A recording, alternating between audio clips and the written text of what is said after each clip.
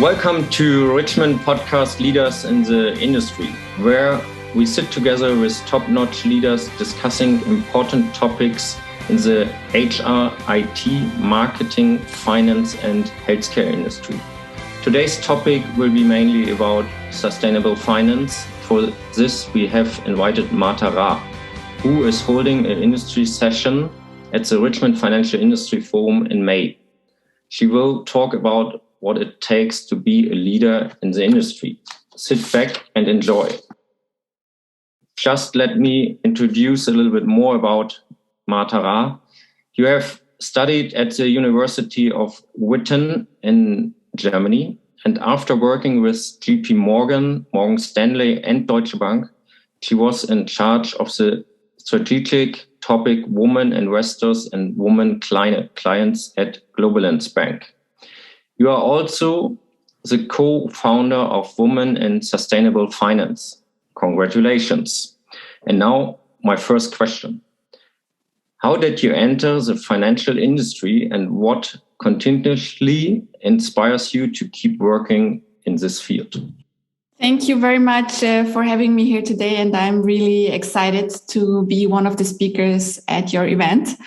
How did I enter the financial industry? It's actually a funny story. I wanted to save the world when I was a teenager, and initially I wanted to become a diplomat. And I soon realized how much power lies where the money is, where funds are. And I decided to study finance in order one day when I'm grown up as an employee to make sure that capital goes where it's needed. Because there is so much power in money. You can do good things and you can do very bad things with money, as we all know. And therefore, I studied finance in Germany. I wrote a PhD about risk management of financial institutions. And then I learned how banking and the financial markets work at various financial institutions, as you have mentioned before. And then I fast realized that in the past, finance has not been directed as it should into the direction where it should go. There are a lot of investments out there in the world where people make money, but it's actually destroying the planet or our society, right? And so my inspiration comes from the power of money and the direction of money. And that's why I have founded together with my co-founders, Women in Sustainable Finance, who are all also from the financial industry, where we would like to combine feminine energy and finance because women in general have a more nurturing approach when it comes to investments and more long-term thinking. And we have been able to actually do a lot so far. We have become an opinion leader. We are often sought as speakers. And we are part of the change makers in sustainability. Okay. This is an interesting circle of life and based on the background where you think how you can enter in this industry. What makes a good leader in your eyes? Well, I have a very different approach to leadership. I think the best leader is actually one that is not noticed. If you enable your employees, your team, empower them so much that they don't need you, then you are a good leader. So I don't believe in classical hierarchies, top down. I have seen them all in the financial industry, but I believe that democratizing work and working with flat hierarchies and enabling your team makes you a good leader. This is really what I think, which is one of the right way. Absolutely. Another point, work-life balance. How do you support your employees in that case? Work-life balance is a really important topic for me, in particular well-being. I think it has become an important topic to everybody, in particular after the pandemic that the entire planet went through and the struggles that we basically share together, a trauma. Work-life balance is really, really important. And it shouldn't be just an a word that is nice to have. It should be something that is real and that is really being implemented. And we speak about in today's world about, you should be happy, you should have your mission, you should have your purpose in work. Obviously, that is not always possible 100%, right? We also have to do things in our job which we don't like. But I think it's very important with regards to work-life balance that from top down, the management is authentic, is real, and takes their employees serious. And now we are also speaking again about the topic, what makes a good leader? And I think when people feel heard and know that they are being taken serious, then work-life balance comes much easier. I think a lot of companies in the entire world have put a big emphasis on work-life balance right now and are also implementing finally well-being programs. So I think in general, there is a very positive tendency to make work-life balance not just a word, but a real thing. And I believe that supporting again your employees, supporting your team, being also a human leader. So leaders are not machines or robots. Leaders are also just beings with weaknesses, with fears. Leaders also get sick. And I think being a human leader is also already the first step to make sure that the work-life balance mission and idea is transported well to the team. So there are various ways somebody can support the employees with well-being. It depends on every single person, but there are different programs out there. I mean, that's a totally another topic that we could speak about for hours, right?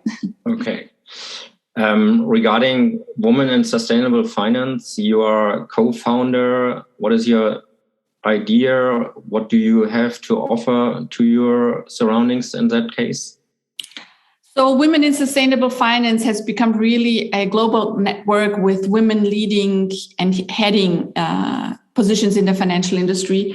And the goal for us is to transform the financial industry and to inspire people who share the vision of a more sustainable and inclusive world. We educate, we give courses about sustainable finance, we empower our members to make a positive impact. We offer seminars and workshops, and people are then able to also gain their expertise and build network within the sustainability network. And of course, it's really important, people who join us, they act on their convictions. And together we are growing by basically supporting each other. And that is the power of Women in Sustainable Finance. Okay.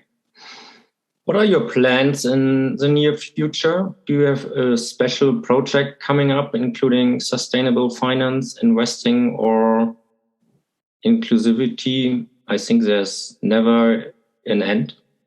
Absolutely. I mean, sustainable is here to stay, right? So with regards to the near future, we have a special project coming up. Indeed, we are now starting to build our ambassadors network. We are internationally over almost 3,000 members by LinkedIn.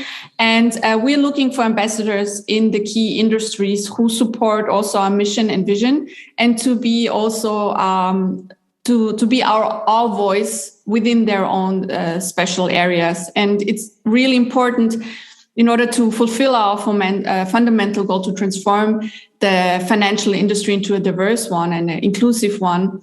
In order to be able to foster collaboration and partnerships, we need those ambassadors. So we are now in the process of finding those and approaching those ambassadors. Okay. Do you have any tips could you give us regarding sustainable investing? So I firmly believe sustainable investing is here to stay, and it will become the status quo. There are obviously studies with mixed results that have evidence that sustainable investing doesn't come with a lower return. We have seen that in particular during the lockdown and the corona crisis. But it shouldn't be a choice between doing good and doing well. In the future, we will see you can also make money and you can also benefit with your investment to the society and the planet. So my advice is to anyone who is looking to invest money, regardless whether it's a standard investment or a pension fund, he or she should make sure it's also ESG compliant. So always ask the ESG question. And when someone is deciding to invest, let's say, into a portfolio, first the question is, there are four stages that I would suggest. First one is set a clear goal. What do you expect from your sustainable investment? Are you concerned about the Paris Agreement? Is it important to you how the company treats its employees or how it supports social causes or all of these or any other? Then second one, always have a look at the fact sheet. Financial products have a fact sheet and they must describe in detail how they invest sustainably. Also challenge those. In particular, number 3, when you speak to your investment advisor or to your to the bank employee that you are speaking about investing sustainably, always make sure you challenge them because there is also a lot of greenwashing still out there. More information can also be found, obviously, in the annual reports because there are disclosures that are mandatory. And last but not least, the better you can formulate your investment ideas, the easier your asset manager or client advisor can suggest an investment product to you. So last but not least, think about what is important to you. What is your time horizon? What is your goal? What kind of impact do you want to have with it? And then go for it. There are a lot of products out there. And as I said, it's here to stay. Okay, that's correct. That's really absolutely correct. I said in the beginning that the forum is in May. It's really not only in May, it's in 1 week. So next Thursday. Could you give us finally a small teaser into your topics for the Richmond Financial Industry Forum? The topic is sustainability and diversity in the finance industry. Sure. So the topic I want to bring out in the conference is about how we connect sustainability, the topic, and diversity.